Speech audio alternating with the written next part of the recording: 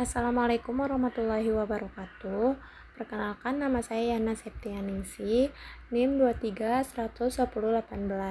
Nah, pada kesempatan kali ini saya akan mempresentasikan tugas pasca UTS individu 4 dengan judul membuat perseptron sederhana menggunakan Excel. Baik, langsung saja.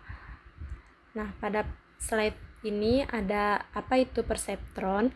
Nah, perseptron ini adalah bentuk paling sederhana dari jaringan saraf tiruan atau neural network. Ia hanya memiliki satu lapisan, tidak ada lapisan tersembunyi di dalamnya. Namun jaringan hanya memiliki namun jangan remehkan kesederhanaannya, karena kalau kita susun banyak perseptron secara berlapis-lapis, itulah yang kemudian kita kenal sebagai neural network yang digunakan di berbagai aplikasi kecerdasan buatan. Nah, pada slide ini kita melihat perseptron terdiri dari 4 komponen utama. Nah, yang pertama itu ada input layer, di mana ini adalah pintu masuk data ke dalam sistem. Dalam kasus kita ada 2 input, yaitu X1 yang mewakili jarak dan X2. Kemudian yang mewakili bayangan ini seperti informasi mentah yang kita berikan kepada otak komputer. Yang kedua itu ada bobot dan bias. Setiap input yang masuk akan dikalikan dengan sebuah nilai yang disebut bobot atau weight. Bobot ini akan penting karena ia menentukan seberapa besar pengaruh setiap input terhadap hasil akhir. Semakin besar bobotnya, semakin besar pengaruh input tersebut. Nah, selain bobot ada juga bias, yaitu nilai tambahan yang berfungsi sebagai konstanta agar model lebih fleksibel dan tidak bergantung penuh hanya pada nilai input. Nah, yang ketiga itu ada jumlah bersih atau net input. Nah, setelah semua input dikalikan dengan bobot masing-masing, hasilnya dijumlahkan semua lalu ditambahkan dengan bias. Hasilnya kita sebut sebagai nilai V atau net input. Rumusnya adalah V sama dengan W1 dikali X1 ditambah W2 dikali X2 ditambah B. Nah, kemudian yang keempat itu ada fungsi aktivasi, di mana nilai V yang sudah kita hitung tadi kemudian dimasukkan ke dalam fungsi aktivasi. Fungsi ini bekerja seperti saklar. Jika nilai V lebih besar atau sama dengan 0, maka outputnya adalah 1, berarti tidak profit. Jika V di bawah 0, outputnya 0 yang berarti profit. Nah, kemudian selanjutnya di sini ada arsitektur perseptron. Di sini sisi paling kiri ini ada node input. Yang paling atas ada nilai 1 yang mewakili bias nilai konstan yang selalu ada di bawahnya. Kemudian di bawahnya ada X1, X2 yaitu variabel yang kita masing-masing membawa bobot, W1 untuk X1, W2 untuk X2, dan W0 atau B untuk bias. Nah, kemudian semua nilai itu kemudian masuk ke dalam nilai node penjumlahan yang disimbolkan dengan huruf sigma besar yang ini. Kemudian disinilah semua perkalian antara input dan bobot dijumlahkan menjadi satu angka tunggal, yaitu nilai V. Nah, kemudian nilai V ini lalu diproses oleh fungsi aktivasi atau step function dilambangkan dengan V atau F. Aturan sederhana, jika V lebih besar sama dengan 0, maka output sama dengan 1. Jika V lebih kecil 0, maka output sama dengan 0. Nah, dari situ keluarlah hasil prediksi akhir di sisi kanan yang kita simbolkan dengan output, yaitu rumus lengkapnya di sini bisa dilihat V sama dengan W1 dikali X1 plus W2 dikali X2 plus bias. Nah, rumus inilah yang akan terus kita gunakan sepanjang proses perhitungan. Nah, selanjutnya di sini ada studi kasus PT Rifki, di mana di sini studi kasusnya itu kita mengambil PT Rifki adalah sebuah perusahaan yang bergerak di bidang penghantaran penumpangan menggunakan motor. Perusahaan ini memiliki data histori dari 5 rute perjalanan yang sudah pernah dijalankan, dan mereka ingin tahu berdasarkan data yang ada, pola seperti apa yang membuat sebuah rute menguntungkan atau tidak. Variabel yang digunakan hanya 2, yaitu X1 hanya 2, X1 yaitu jarak dan X2 yaitu bayaran. Nah, sederhananya namun cukup untuk melatih perseptron kita. Nah, di sini mari kita lihat datanya. Yang pertama, rute pertama di sini ada Darussalam, jaraknya 3,4. Kemudian bayarannya 1,3. Kemudian tidak profit, label 1. Nah, kemudian rute yang kedua itu Kot Meurana, jaraknya 8,9, bayaran 8,0, tidak profit, label 1. Kemudian rute yang ketiga ada Meunasa Canggu, jaraknya 3,1, bayarannya 3,0, tidak profit, label 1. Rute yang keempat itu Kuala Keurap, jaraknya itu 1,4, bayaran 2,0, profit, label 0. Kemudian rute yang kelima itu ada Lam Sunjen, jaraknya 1,4, bayaran 2,5, profit, label 0. Dan satu rute yang belum diketahui hasilnya yang ditandai warna kuning di label, yaitu rute Lampageu dengan jarak 2,2 dan bayaran 0,4. Nah, di sini pertanyaannya itu apakah rute Lampageu ini akan profit atau tidak profit? Nah, untuk menjawab pertanyaan itu kita menggunakan algoritma perseptron. Kita latih perseptron dengan 5 data yang sudah diketahui, kemudian kita gunakan bobot yang sudah terlatih untuk memprediksi rute Lampageu. Kemudian selanjutnya di sini ada parameter dan rumus yang digunakan. Nah, di sini di sisi slide kiri kita bisa melihat parameter inisialisasinya. Yang pertama itu ada W1 awal sama dengan min 0,5 bobot awal input X1, dimana ini adalah bobot awal untuk variabel jarak X1, nilainya negatif, artinya di awal perseptron kita belum mengerti seberapa besar pengaruh jarak. Kemudian W2 di sini W2 awalnya 2,1, ini bobot awal input X2, di mana ini bernilai positif dan cukup besar. Kemudian N atau eta di sini 1, ini adalah learning rate, yaitu seberapa besar koreksi yang dilakukan setiap kali ada kesalahan. Nilai 1 artinya koreksi dilakukan penuh, tidak dikurangi. Kemudian di sini ada Z atau threshold sama dengan 0, ini adalah batas untuk fungsi aktivasi, nilai di atas atau sama dengan 0, output 1, nilai di bawah 0, output 0. Nah, kemudian di sini ada bias sama dengan 1, nilai bias awal yang akan kita ikut berubah selama proses training. Nah, kemudian di sisi kanan ini ada formula yang digunakan, di mana formula pertama itu ada net input V sama dengan W1 X1 plus W2 X2 plus bias. Ini untuk menghitung prediksi mentah. Kemudian formula yang kedua itu ada fungsi aktivasi Y prediksi sama dengan 1. Jika V lebih besar sama dengan 0, maka Y topi prediksinya sama dengan 0. Jika V lebih kecil dari 0, ini untuk mengubah nilai V menjadi prediksi kelas. Kemudian formula yang ketiga itu ada error sama dengan Y target, Y topi seberapa jauh prediksi kita dari jawaban yang benar. Kalau error 0, prediksi tepat. Kalau errornya itu 1 atau min 1, ada kesalahan. Nah, formula yang keempat itu ada update bobot sama dengan W baru sama dengan W lama plus learning rate dikali error dikali X. Ini adalah inti dari proses belajar perseptron. Ketika ada kesalahan, bobot dikoreksi agar prediksi berikutnya lebih baik. Nah, formula yang terakhir itu ada delta W sama dengan W baru min W lama, ini untuk melihat seberapa besar perubahan bobot yang terjadi setiap kali ada koreksi. Nah, formula inilah yang akan kita terapkan berulang-ulang di setiap iterasi hingga semua prediksi benar.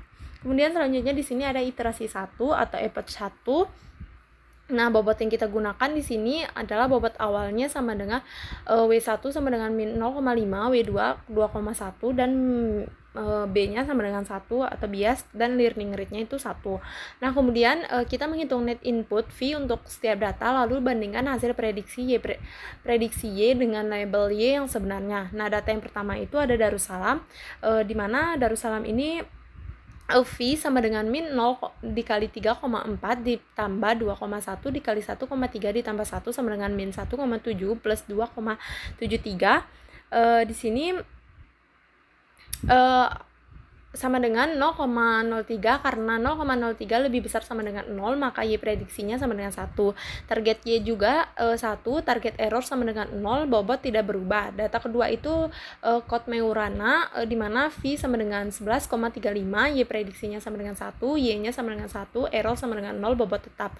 Kemudian data yang ketiga itu ada Meunasa Canggu, V-nya sama dengan 3,75, Y prediksinya sama dengan 1, dan Y-nya itu sama dengan 1, errornya 0, bobot tetap. Nah, data yang keempat Kuala Keurape, ini yang masih bermasalah, yang dimana karena 4,5 lebih besar dari sama dengan 0, maka Y prediksinya sama dengan 1, tetapi label Y sebenarnya adalah 0. maka prediksi salah error sama dengan Y min Y prediksi sama dengan 0, kurang 1 sama dengan min 1, karena ada error bobot harus diperbarui. Jadi W1 baru sama dengan min 0,5 plus 1 dikali min 1 dikali 1,4 sama dengan min 0,5 kurang 1,4 sama dengan 1,9. W2 baru sama dengan 2,1 plus 1 kali min 1 dikali 2,0 sama dengan 2,1 dikurang 2,0 sama dengan 0,1.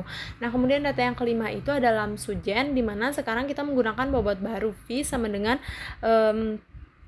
di sini min 1,9 dikali 1,4 plus 0,1 dikali 2,5 plus 1 sama dengan min 2,66 plus 0,25 plus 1 sama dengan min 1,41. Y prediksinya sama dengan 0, Y-nya sama dengan 0, error sama dengan 0, ini benar. Nah, kesimpulannya itu kesimpulan iterasi 1 ini bobot akhir W sama dengan min 1,9 dan W2 sama dengan 0,1. Masih ada satu data yang salah prediksi, yaitu Kuala-Keurep, yaitu karena oleh karena itu kita harus lanjut ke iterasi yang keduanya. Nah, di mana di sini ada iterasi kedua atau epoch.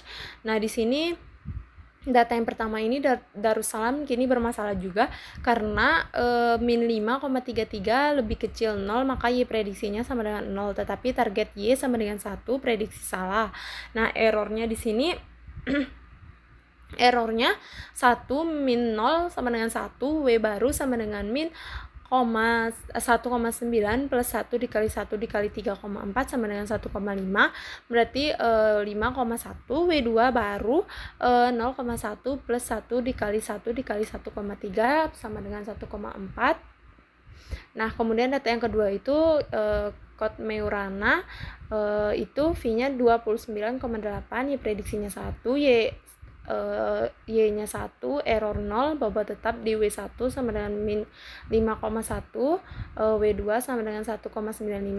Kemudian data yang ketiga ada Meunasa Canggu, ini 9,99, Y prediksinya 1, Y-nya sama dengan 1, error 0, bobot tetap. Nah, data yang keempat itu Kuala-Keurep, ini masih bermasalah juga karena di sini slide-nya menunjukkan 4,5, kemudian di sini jadi kesimpulannya iterasi kedua ini bobot akhir W1 sama dengan 4,5 dan W2 sama dengan 0,35. Masih ada dua data yang salah prediksi di iterasi ini, Darussalam dan Kuala-Keurep. Kita lanjut ke iterasi yang ketiga. 3 dan 4 di sini menuju konvergensi. Nah, di slide ini kita melihat iterasi dan iterasi 4 secara bersamaan karena keduanya saling berkaitan dalam perjalanan menuju konvergensi. Nah, iterasi 3 di sini W1 sama dengan 5,5, W2 sama dengan 0 dan biasanya itu sama dengan 0. Nah, Darussalam di sini V-nya sama dengan 16,5, Y prediksinya 1, Y-nya sama dengan 1, itu benar. Kemudian Kot Meurana, V sama dengan 47,95, Y prediksinya sama dengan 1 dan Y-nya sama dengan 1. Meunasa Canggu, V-nya sama dengan 16,05, Y prediksinya 1, Y-nya 1. Nah, Kuala-Keurep di sini V-nya sama dengan 7,7, Y prediksi 1, Y sama dengan 0. Kemudian di sini masih salah atau errornya min 1, W1 baru di sini karena kemudian di sini 5,5 plus 1 dikali min 1 dikali 1,4 sama dengan 3,4, min W2 baru sama dengan 0 plus 1 dikali min 1 dikali 2,0 sama dengan min 3. Lamsujen V sama dengan min 2,75, Y prediksinya 0, Y-nya 0. Nah, kesimpulan iterasi ketiga hanya Kuala-Keurep yang salah, bobot sekarang menjadi W1 sama dengan 3,4 dan W2 min 3. Lanjut ke iterasi yang keempat itu ada Darussalam, V-nya di sini pada iterasi keempat ini di sini Darussalamnya bisa dilihat kemudian jadi semua error sama dengan 0. Perseptron telah konvergen di iterasi keempat. Bobot akhir yang kita dapatkan dari proses training ini adalah W1 sama dengan 3,4 dan W2 sama dengan min 3 dengan bias B sama dengan min 1. Nah, kemudian selanjutnya di sini ada prediksi akhirnya.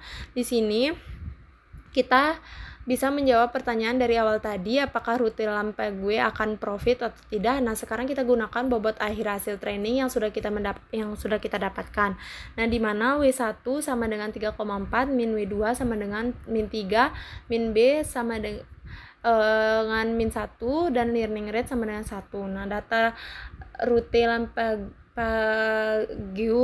X1 sama dengan 2,2 jarak dan X2 sama dengan 0,4 bayaran. Kita masuk ke dalam rumus net input yang dimana V sama dengan W1 dikali X1 plus W2 dikali X2 plus bias. Nah, di sini nilai W1-nya 3,4 dikali X1 2,2 ditambah nilai W2-nya min 3 dikali X2-nya 0,4 plus min 1. Kemudian V sama dengan 7,48 plus min 1,2 plus min 1, V sama dengan 5,28. Sekarang kita cek dengan fungsi aktivasinya, itu V sama dengan 5,8, ini adalah nilainya lebih besar dari 0, maka Y prediksinya sama dengan 1. Label 1 berarti apa? Tidak profit. Nah, jadi kesimpulan akhirnya adalah PT Rifki sebaiknya tidak membuka rute Lampague karena berdasarkan prediksi model perseptron yang sudah kita latih, rute tersebut diprediksi tidak akan memberikan keuntungan. Nah, kemudian selanjutnya di sini ada kode program. Di sini bagian pertama kita mendefinisikan data training menggunakan library NumPy, array X berisi 5 baris data dengan 2 kolom X1 dan X2 dan array Y berisi label targetnya. Bagian kedua di sini kita set nilai awal bobot W min 0,5, 2,1, bias sama dengan 1, learning rate sama dengan 1, dan threshold Z sama dengan 0. Kemudian ini persis sama dengan parameter inisialisasi yang sudah kita gunakan di perhitungan manual. Nah, bagian yang ketiga ini adalah loop iterasi utama. Program akan terus mengulang selama masih ada error di dalam loop. Setiap data dihitung nilai V-nya, kemudian dicek fungsi aktivasinya, dihitung errornya, dan bobot diperbarui. Kalau dalam satu iterasi penuh tidak ada error sama sekali, program berhenti otomatis, itulah konvergensi. Bagian yang keempat itu setelah bobot konvergen, kita masuk data Lampague, di mana untuk prediksi hasilnya program mencetak tidak profit persis sesuai dengan perhitungan manual dan Excel kita. Ini membuktikan bahwa ketiga metode perhitungan manual, Excel, dan kode Python menghasilkan jawaban yang konsisten dan sama persis, artinya model kita valid dan dapat diandalkan. Kemudian selanjutnya di sini ada ringkasan dan kesimpulan dari proses training perseptron ini. Saya mendapatkan hasil-hasil berikut. Jumlah iterasi 4 kali, perseptron butuh 4 putaran latihan hingga akhirnya semua error bernilai 0. Bobot akhir W1 sama dengan 3,4 dan W2 sama dengan min 3. Dua nilai ini adalah pengetahuan yang berhasil dipelajari perseptron dari data. Bias akhir sama dengan min 1, nilai V untuk prediksi Lampague 5,28, hasil prediksinya tidak profit. Nah, model akhir yang kita dapatkan bisa ditulis sebagai V sama dengan 3,4 dikali X1 plus min 3 dikali X2 plus min 1. Nah, yang jika V lebih besar sama dengan 0 itu tidak profit, jika V lebih kecil 0 itu profit. Nah, mungkin demikian presentasi dari saya, lebih kurangnya mohon maaf. Wassalamualaikum warahmatullahi wabarakatuh.